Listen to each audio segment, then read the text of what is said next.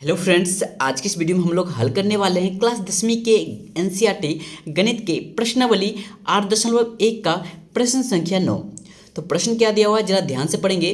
त्रिभुज A B C में जिसका कोण बी समकोण है, यदि tan a बराबर 1/√3 हो तो निम्नलिखित के मान ज्ञात कीजिए।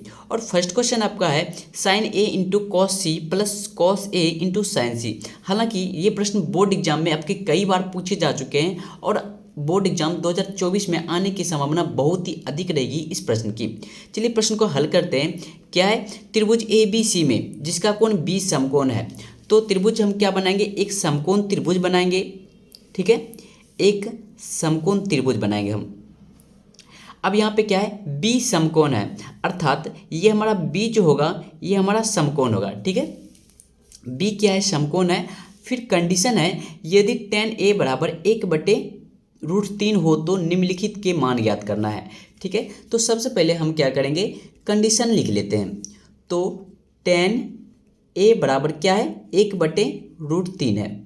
अब यहाँ पे गौर करने वाली बात है, tan थीटा का फॉर्मूला यहाँ पे यूज़ करना है। तो यहाँ पे देखेंगे tan थीटा का फॉर्मूला क्या होता है। तो tan थीटा बराबर होता है P/B। क्या होता है, P/B, अर्थात ये हमारा B हो गया और ये हमारा P हो गया और ये H कर्ण हो गया। तो हम क्या लिखेंगे, यहाँ पे A नाम दे देते हैं और यहाँ पे C देते हैं, ABC, और यहाँ पे हमारा B, P और H। तो tan थीटा बराबर क्या होता है, P/B। अब यहाँ पे P का मान कितना है, 1 है, और B का मान कितना हो जाएगा, √3 हो जाएगा। तो अर्थात यहाँ पे हम लिख सकते हैं 1 और B का मान √3। ठीक है, इतना हम कर लिए। यहाँ पे भी दर्शाते हैं P/B, चूंकि tan थीटा का फॉर्मूला होता है। क्लियर है।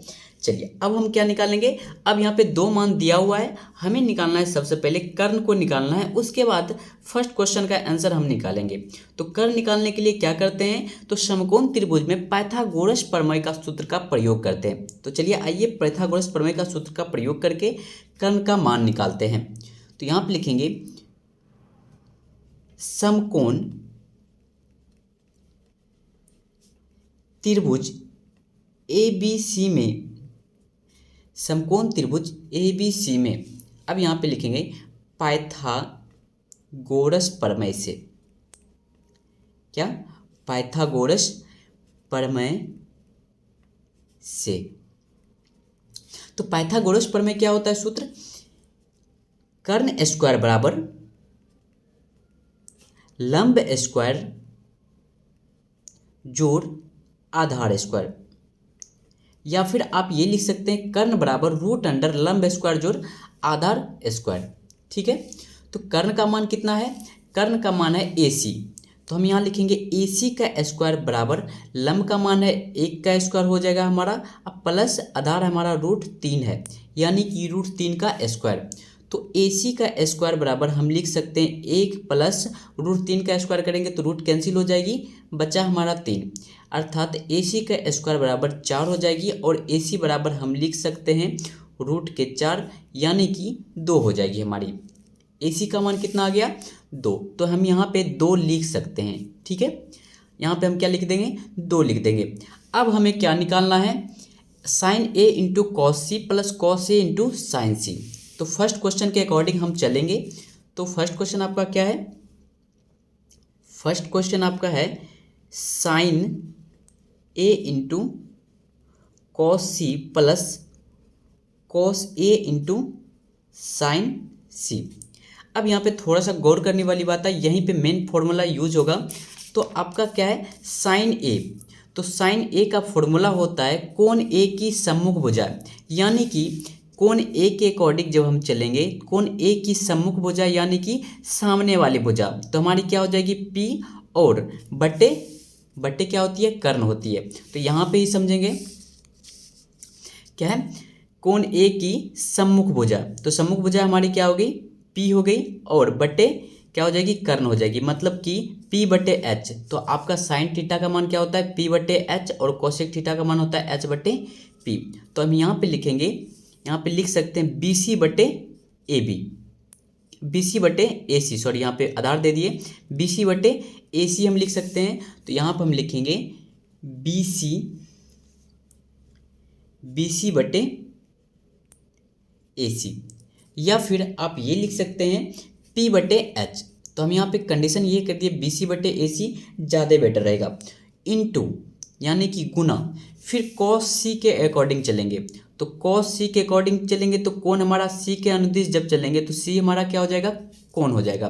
तो कॉस ए बराबर क्या होती है, कोण ए की संगलन भुजाएं बटे कर्ण, अर्थात ए बी बटे ए सी हो जाएगी। क्या हो जाएगी, ए बी बटे ए सी, यानी कि कॉस का क्या फॉर्मूला होता है, बी बटे एच। तो ए बी बटे यहाँ पर हम लिख देंगे ए बी बटे ए सी। तो ए बी बटे ए सी लिख दिए, प्लस का दे दिए, फिर कॉस ए। अब फिर क्या करेंगे, कॉस ए के अकॉर्डिंग चलेंगे, यानी कि इसके अकॉर्डिंग चलेंगे। तो कॉस ए की संकलन भुजा यानी कि साथ वाली भुजा, बलग वाली भुजा बटे कर्ण, ए बी बटे ए सी हो जाएगी। तो यहाँ पे हम क्या लिखेंगे, ए बी बटे ए सी, और सी के अनुदिश जब चले थे तो क्या हो गई थी, यहाँ पे संगलन भुजा क्या हो जाएगी, कॉस ए की संगलन भुजा ए बी बटे ए सी, यहाँ पे हो जाएगी बी सी बटे ए सी हो जाएगी। यहाँ पे थोड़ा सा यहाँ मिसप्रिंट हो गया, क्या हो गया, बी सी बटे ए सी हो जाएगी, ठीक है, इनटू साइन सी।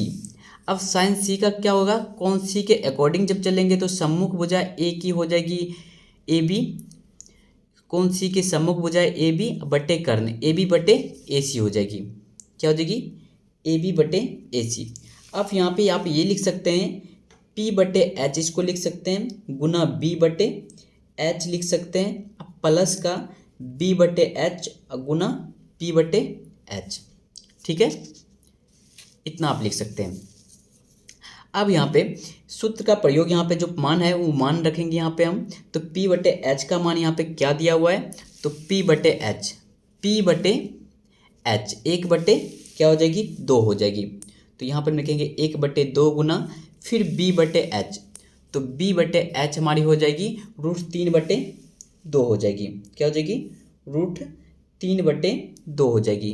यहाँ पे एक ही होगी, यहाँ पे थोड़ा सा मिसप्रिंट हो गया, बी सी बटे हमें लिखना था, बी सी बटे लिखना था, ए सी लिखना था। तो हो जाएगी हमारी 1/2, जैसे कि मैंने पहले ही बताया था, ए बी बटे ए सी। क्या हो जाएगी, ए बी बटे ए सी, यानी कि √3/2 हो जाएगी। तो यहाँ पर हम लिखेंगे √3/2 और गुना P बटे एच हो जाएगी हमारी, P बटे एच भी √3/2 हो जाएगी। क्या हो जाएगी, P बटे एच √3/2।